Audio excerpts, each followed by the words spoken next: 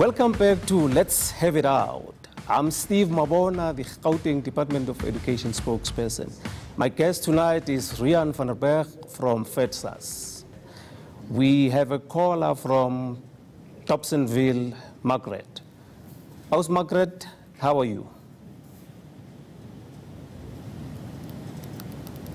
Hi, how's Margaret?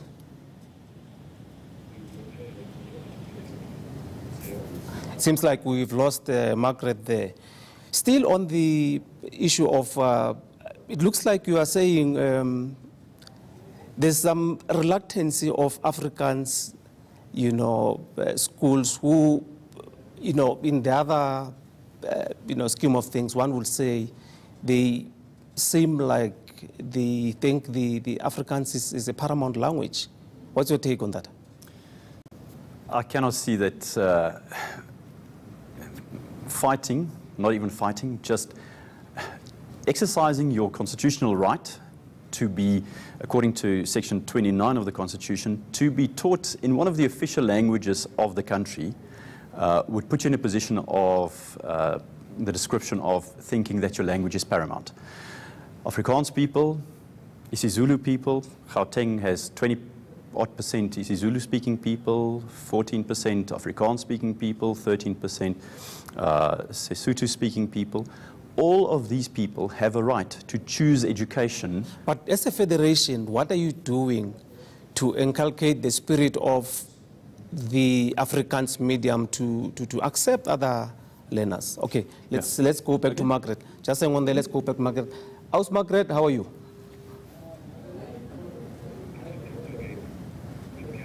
Seems like she doesn't like us.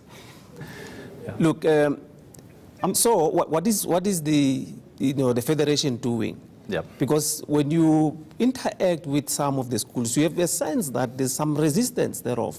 Yeah. Pockets of those that they still feel that as onset school, as Galtier, we don't want to interfere with that. And what is this culture that we are talking about in a schooling environment? Because we should be focusing on a schooling culture, which is more about teaching and learning. Correct. Education is what is paramount. If you want to use the word paramount, quality education is paramount. One of the big issues in Gauteng is capacity in schools. If 600 people apply for 200 seats in, say for instance, Oeverval, 400 people are going to be unhappy. Now, of those 400, there might be various language speakers. But because there is a capacity issue, which must be addressed by having more schools, it's easier to deflect the discussion to the Afrikaans school doesn't want English learners. And that was not the narrative there. It was a full school with white and black learners taking Afrikaans as the language of learning of instruction. And there but were when we go to Oeverval, when you say black learners, you're talking about 8 learners out of the entire school. That's not the that does not reflect what is happening in the area. Yeah, but there are other schools in the area that have space for English choice learning. If the school's environment has changed and the demographic constitution or composition has changed around the school, that's what we as a federation tell our schools. You have a trust position to the surroundings of your schools. And if the area has changed and your school is not full, we cannot exclude an empty school at the detriment of learners that need access to education. So access to education is paramount. Quality education is paramount. We also don't want to flood schools because capacity has a limit and there are norms and standards for that. The norms and standards for language in school has a limit for when it becomes practical to start introducing a new language stream. Just hold it there. It seems like your message is not coming across to your members probably. We have a caller on the line, Lucky from Pretoria. Tshwane. Hi Steve, how are you? I'm good, and you, sir? Good, thanks. My question is actually to you regarding the admission within the Gauteng schools.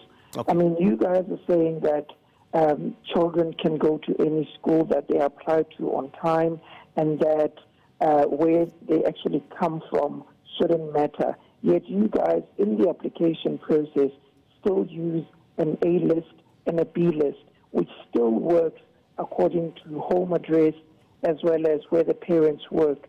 Is that still not discrimination? Because even now, that is what most parents are actually facing. We applied at schools, and even though we applied on the very first day, within the very first few minutes of you opening applications, yet because we are on the B list, we did not get placement. Can you please provide clarity on that? Thank you very much. The issue about the admissions, remember what we said as the department, that on the day we opened, there's what we call high-pressure schools, which schools were full, some of them in 30 minutes of opening the admission, some in an hour, and that necessitated that you have most of parents having your pending status, and which we are saying all the pending status, we have about 90,000 of parents with pending status, but we have issued over 193,000 offers which we sent to parents. And out of those, over 74,000 of those offers have been accepted. So we are calling upon about 119 parents to say accept the offers so that you open up the space for other parents like you, Lucky, who will be in a position to be accepted in the other schools. So we call upon other parents to accept those placements so that we can then know on how we're going to place you. But if you apply it in a school that is a popular school or a high-pressure school, unfortunately, it will be difficult. But the issue of your feeder zone, talking about your 5-kilometer radius, these are the amendment admission regulations that we are talking about here tonight. To say, come the other years, because we are still in the consultation process now, we are calling upon members of the public to make their inputs into these amendments, to say the suggested kilometer radius now is 30 kilometers. So probably it will be giving Riaan and them a headache, because some of the parents will then be accessing those schools that we are talking about now here. So parents need to accept the placements that we gave them as the department. Riaan, now the regulation says the HOD is the only person that must approve your admission policy from schools. So your members should be in a position to work on their admission policy and review them.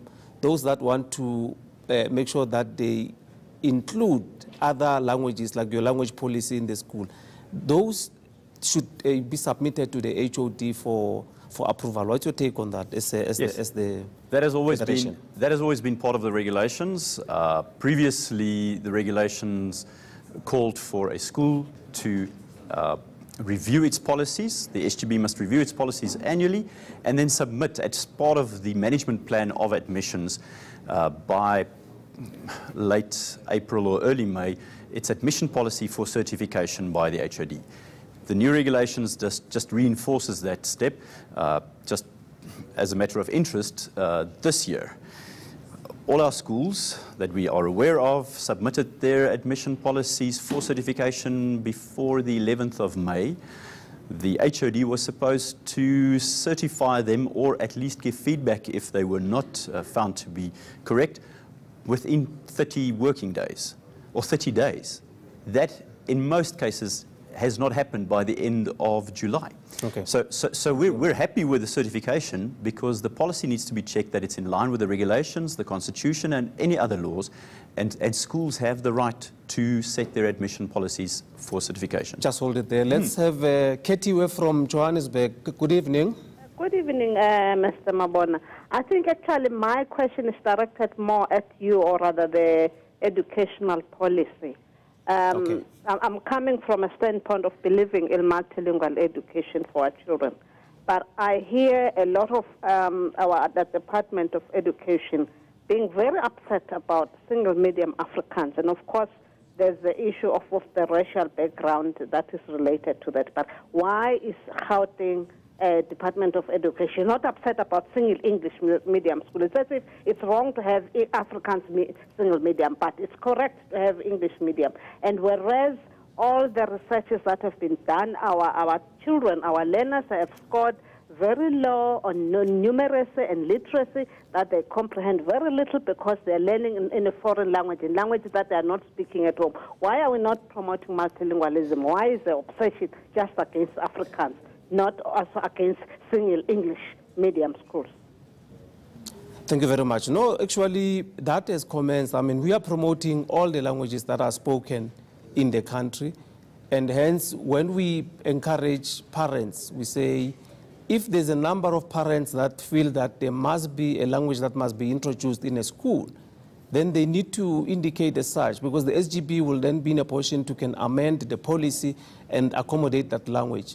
But we're talking here African school, medium, because there's some form of resistance in some quarters to say we can't access those schools because of the culture and all those things. So that's where we are heading to as the department, to say there's no exclusivity, there's no school that must think that we're not going to access it. And that's the position that we are actually pushing. So that's how we are moving as the department.